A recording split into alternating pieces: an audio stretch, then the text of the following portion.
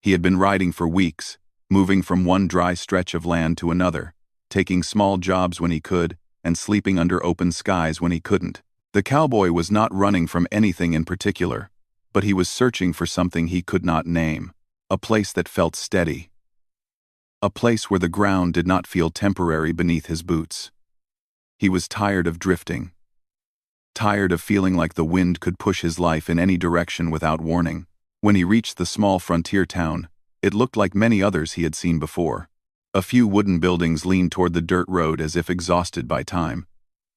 The general store sat at the center, with a hitching post out front, and faded signs swinging gently in the breeze. People moved slowly, not out of laziness, but out of habit. Life here followed its own quiet rhythm. The cowboy planned to stay only one night. He tied his horse, stepped into the general store, and bought a meal simple enough to fill his stomach. As he ate, he listened more than he spoke. That was his way. He learned long ago that silence often revealed more than questions. Two men near the counter talked about land. Not the good kind. Not fertile fields or strong water wells. They spoke in lowered voices, glancing around, as if the walls themselves might be listening. One of them laughed nervously and said the ranch was still unsold. The other shook his head and said no one with sense would touch it. That word caught the cowboy's attention. A ranch unsold in a time when land was everything was unusual. When he asked casually about it, the store grew quieter. The man behind the counter avoided his eyes. Someone cleared their throat. Another customer suddenly remembered business elsewhere and stepped outside. Finally, the store owner spoke. He said the ranch was a few miles out, past the dry creek and the broken fence line. He said it was cheap. Very cheap. $35. The cowboy almost laughed. $35 for a ranch sounded like a joke. Even poor land cost more than that. He asked why. The answer came slowly. The owner said the land had a history. He said it never stayed owned for long. People bought it and left. Some left quietly. Some left in a hurry. No one stayed long enough to fix it up or make it productive. When the cowboy pressed further, the man only shook his head. Some places don't want people, he said. That land is one of them. The cowboy thanked him and finished his meal. He stepped outside, the sun low in the sky, painting everything in warm gold. He stood there longer than planned, thinking he had enough money for the ranch and a little left over. Not much, but enough to start, and he had nothing else tying him anywhere. That night, he stayed in the town's small boarding house. Sleep did not come easily. His mind kept returning to the ranch. Cheap land often meant trouble. But trouble did not scare him the way emptiness did. A man could face trouble. What he could not face was another year of wandering without purpose. By morning, his decision was made. The transaction was quick and strange. The clerk who handled the papers looked relieved, as if passing a burden rather than making a sale. No one tried to bargain. No one tried to convince him otherwise. When he handed over the $35, the room felt tense, like a held breath finally released. A few people watched him leave town, some with curiosity, some with pity. One older woman made a quiet sign with her hand, as if wishing him luck or protection. He tipped his hat to her and rode on. The journey to the ranch took longer than expected. The path was narrow and poorly marked. Fences lay broken, half buried in dust. The land grew quieter the farther he went. Even the usual sounds of birds and insects seemed thin, stretched out like echoes rather than life. When the ranch finally came into view, it looked worn, but not beyond saving. The main house stood solid, though the paint had peeled away in long strips. The barn leaned slightly, but its structure remained strong. The land itself was dry, but the soil showed signs that it had once been worked with care. The cowboy dismounted and walked slowly, taking everything in. He imagined what the place might have been like years earlier. Laughter near the porch. Horses in the corral, smoke rising from the chimney at dusk. The thought made his chest tighten not with fear, but with something closer to hope. Inside the house, the air was still. Dust covered the floor in a thick layer, untouched by recent footsteps. Furniture remained where it had been left, as if the people who once lived there had expected to return. He moved carefully, opening windows to let light and fresh air inside. As he worked, he noticed small details. A cracked mirror on the wall, a child-sized chair near the table, scratches on the doorframe marking height over time. These things told stories, quiet ones, of ordinary lives that had once filled the space. Yet something felt wrong. Not dangerous, exactly, but unsettled. Like a room where a conversation had ended too suddenly. The cowboy paused more than once, listening, though there was nothing to hear.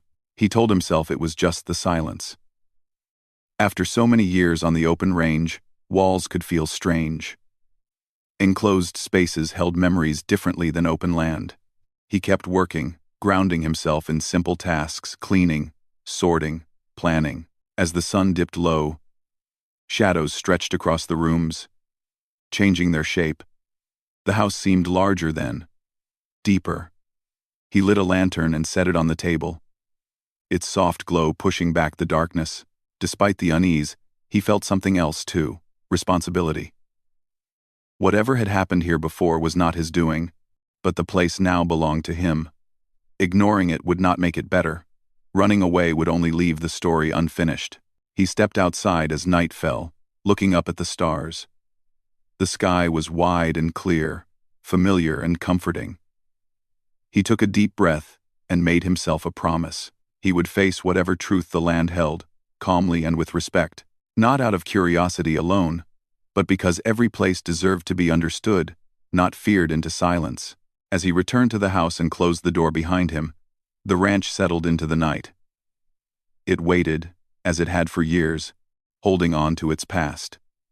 And the cowboy, unaware of how deeply that past would change him, prepared to spend his first night on land that had already tested many before him. This was only the beginning. The cowboy did not sleep much that night. The house was quiet, yet his mind refused to rest. Every small sound felt louder than it should have been: the wind brushing the walls, the slow creak of old wood, the soft movement of dust settling. He lay on the narrow bed, staring at the ceiling, watching shadows shift as the lantern light flickered. At dawn, he finally rose.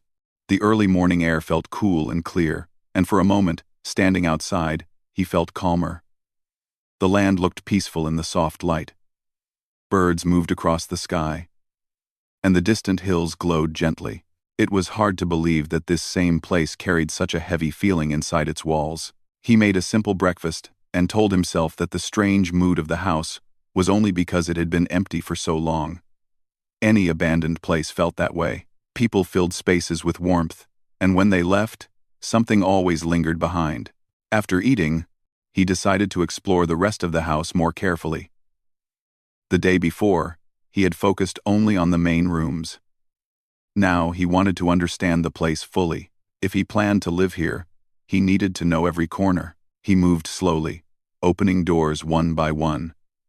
Some rooms were small and plain.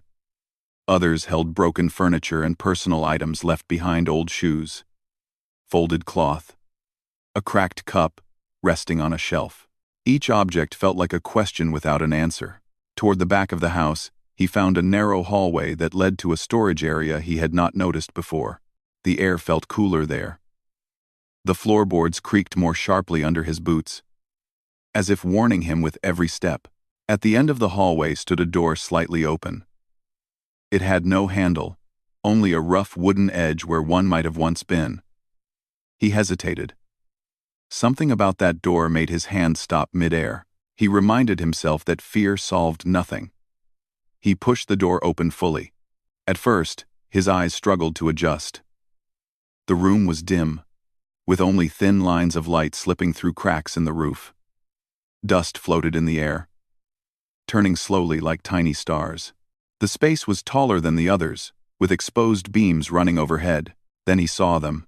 3 small figures were suspended from the beams above.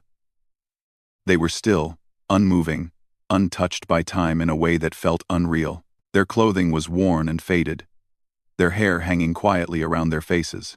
The scene was silent, heavy, and deeply unsettling. The cowboy froze.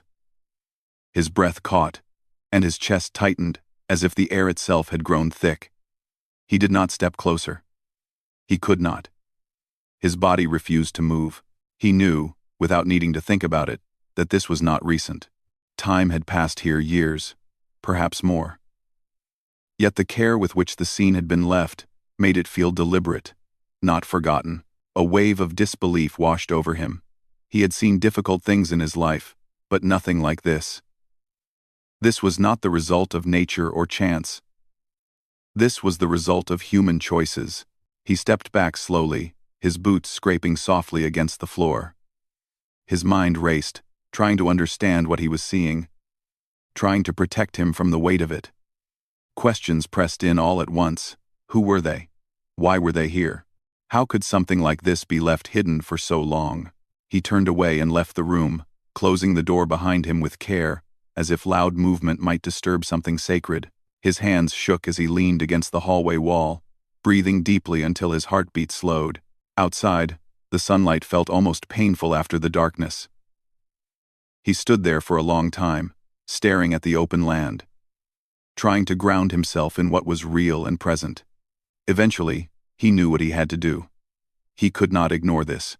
He could not simply walk away.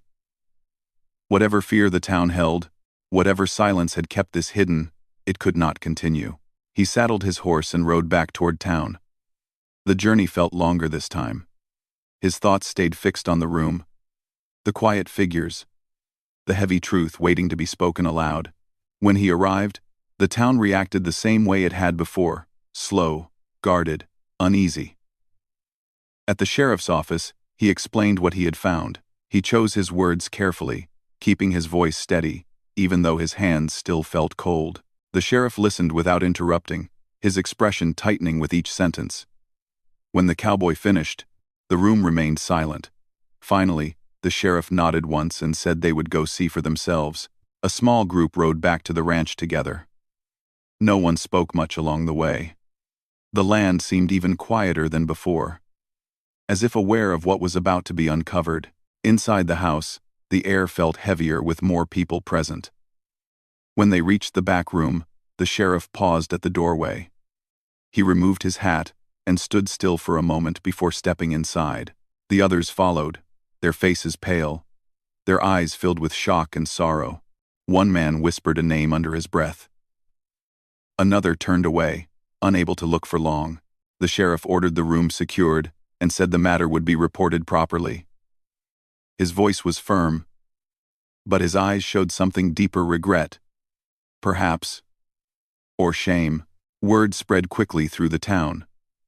People whispered in corners, avoided eye contact, spoke in half-finished sentences. Some claimed they knew nothing. Others said they had heard rumors long ago but had never seen proof. As the day went on, it became clear that this discovery was not just about a ranch. It was about a truth the town had buried and hoped would stay buried forever. The cowboy watched all of this quietly. He felt anger, yes, but also sadness. Whatever had happened here had stolen lives and left pain behind, and silence had only allowed it to remain untouched. That evening, as the sun set once again, he stood outside the house, looking back at the land. The ranch no longer felt like an opportunity alone. It felt like a responsibility. He did not know yet how far the truth would reach, or what it would cost to uncover it. But one thing was clear to him now. The cheap price of the ranch had never been about the land itself. It had been about what the land was hiding. And now, that secret had finally been brought into the light. The days that followed felt heavy, as if the air itself had grown thicker around the ranch and the town. People moved differently now. Conversations stopped when the cowboy entered a room. Doors closed a little faster. Eyes looked away a little sooner. The discovery had broken something that had been carefully held together by silence. The sheriff returned to town and began writing reports. He sent messages to nearby offices and asked for old records. It sounded official, but the pace was slow. Too slow. The cowboy noticed it right away. Each step forward felt like it was being pushed back by invisible hands. When he asked questions, answers came in pieces. Some people claimed they remembered nothing. Others said it was too long ago to matter now. A few hinted that bringing the past back would only cause trouble for everyone. One afternoon, the cowboy visited the town's small records room. It was a dusty place with shelves that bowed under the weight of old papers. The clerk there was an elderly man with tired eyes. He seemed nervous when the cowboy explained what he was looking for. "There are gaps," the clerk said quietly, running a finger along a row of files. "Years where things went missing. Fires, floods, careless handling. That's what we were told." The cowboy nodded but did not believe it was that simple. Gaps like these did not happen by accident. As they searched, they found a few old notices.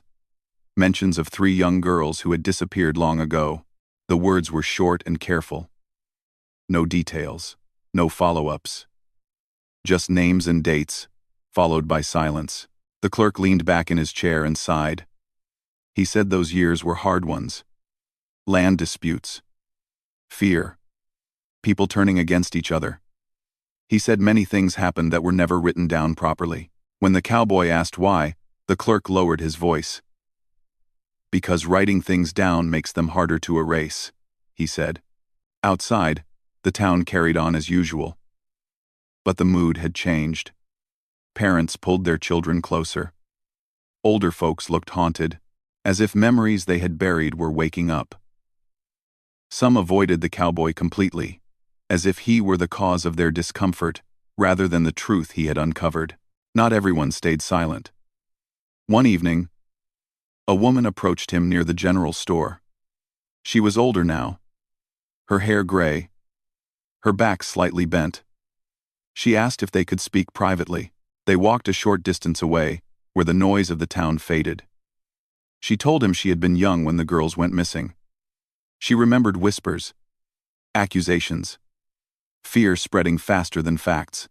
She said the blame had been placed quickly, without proof. It was easier that way.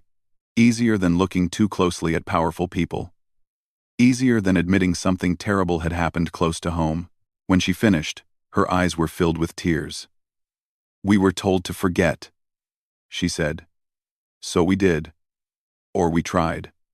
She said. 8. The cowboy thanked her for speaking. He knew it had not been easy. Over the next few days, he heard similar stories in different forms. A man who had once worked near the ranch said he remembered strange activity late at night. A former deputy admitted that questions had been shut down from above. Each story alone sounded uncertain. Together, they formed a pattern.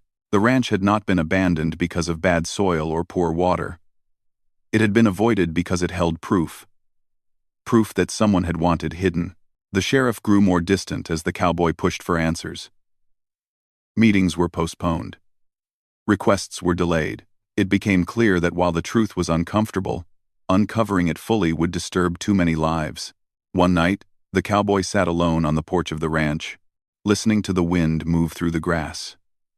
He thought about how easy it would be to leave. He could sell the land, ride on, and let the town return to its quiet denial. But he couldn't, not after what he had seen, not after hearing the voices of those who had lived with regret for so long. He began writing everything down: names, dates, conversations, small details that others dismissed. He knew that if the truth did not survive in action, it needed to survive in words. As his notes grew, so did the tension. Some townspeople warned him to be careful. Others suggested, politely but firmly, that he move on. A few showed open anger, accusing him of stirring pain that had finally settled. But there were also moments of support. A farmer left fresh food at the ranch gate without saying a word. A young man offered to help repair a fence, saying he believed the truth mattered. These small acts reminded the cowboy that silence was not shared by everyone. Eventually, officials from a neighboring area arrived to review the case. They walked the land, studied the house, read what records remained. Their faces showed concern, but also caution. This was not just about a crime. It was about a system that had failed and then protected itself. The process was slow and uncertain. The cowboy learned that justice did not always move forward in a straight line. Sometimes it stalled. Sometimes it turned back, and sometimes it only went as far as people allowed it to go. Still, something had changed. The story was no longer hidden. It was spoken aloud, even if in quiet voices. And once spoken, it could not be fully erased again. As weeks passed, the town began to feel different. Not healed, but awake. Old wounds had reopened, and that pain was real. But so was the chance to finally face what had been done. The cowboy looked out over the land one evening, the sun setting low and slow. He understood now why the ranch had been so cheap. It was not unwanted, because it was empty. It was unwanted because it was full of truth, full of memory, full of a past no one wanted to claim.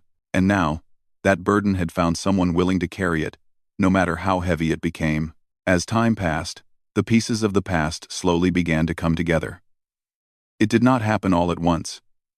The truth did not appear like a clear picture. Instead, it came in fragments, small, painful details shared by people who had kept quiet for far too long. The cowboy continued listening more than speaking. He learned that fear had once ruled this land. Many years ago, there had been growing tension between settlers and native families in the area. Land was valuable, and greed often spoke louder than fairness. Rumors had been used like weapons, spreading suspicion and anger where there was little understanding. Some powerful men wanted control. Control over land, over resources, over the future. And when people stand in the way of such desires, truth often becomes the first thing to disappear. One elderly man finally spoke openly after many visits. His hands shook as he talked. He said the ranch had once been used as a place people avoided on purpose. Not because it was cursed, but because it was convenient. Remote, quiet, hidden from the road. He explained that false stories had been spread to turn neighbors against one another. Fear was encouraged. Blame was pushed in one direction, so no one would look elsewhere. And once the wrong story took hold, it was easier for those responsible to step back and let silence do the rest. The cowboy felt a deep weight settle inside him as he listened. This was not just about what happened inside that house. It was about how many people had chosen comfort over courage. Old letters were found next, a bundle wrapped in cloth, hidden beneath loose floorboards in the main house. The writing was faded but still readable. They spoke of pressure, of threats, of orders given quietly but firmly. They spoke of people being warned not to ask questions if they valued their safety and their land. None of the letters said everything clearly, but together, they told enough. The ranch had been used to create a false story, one that justified fear and allowed violence to continue elsewhere without resistance. It was never meant to be discovered again. That was why it had been passed along cheaply, again and again, to people who stayed only briefly before leaving. The cowboy shared these findings with the outside officials. Their faces grew serious as they read. This was no longer rumor or memory. This was evidence of planning and silence working hand in hand. Still, the response remained careful. Too careful. The events were old. Many involved were gone. Others held respected positions or had families who still lived in the area. Bringing full accountability now would disturb many lives. That truth angered the cowboy more than anything else. The idea that time could excuse harm felt wrong. Time should reveal truth, not bury it deeper. He spoke openly at a town gathering one evening. He did not accuse. He did not shout. He simply told what he had learned and asked one question. If we stay quiet now, how are we different from before? The room stayed silent for a long moment. Then someone stood. Then another. Not everyone agreed, but enough people did that the silence finally broke. Some admitted they had known pieces of the truth but had been afraid. Afraid of losing land. Afraid of losing protection. Afraid of standing alone. That night marked a change. Not a victory, but a shift. The ranch no longer felt like just a place of sorrow. It became a place of memory and responsibility. The cowboy worked with those who wanted to make things right in the only ways still possible, by recording the truth, preserving the land, and honoring lives that had been ignored. A simple marker was placed near the house. Nothing dramatic, just names and words of respect. It was not justice in the full sense, but it was acknowledgement. And acknowledgement mattered. Some people left town after that. Others stayed and changed. Conversations became more honest. Children asked questions. Parents answered more carefully. The cowboy often wondered if this was what the land had been waiting for, not fear, not abandonment, but someone willing to listen without turning away. He knew the past could not be undone, but it could be faced. And sometimes, facing it was the bravest thing a person could do. As the seasons shifted and the land slowly healed, the truth stood where silence once had, and though it had taken far too long, it finally had a voice. The final months at the ranch felt different from the beginning. The air was the same, the land unchanged.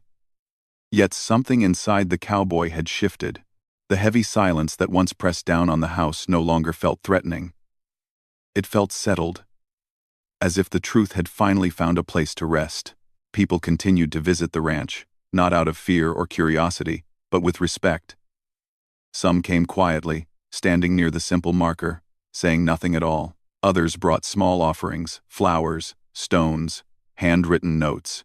There were no ceremonies, no speeches, just moments of stillness. And somehow, that felt right.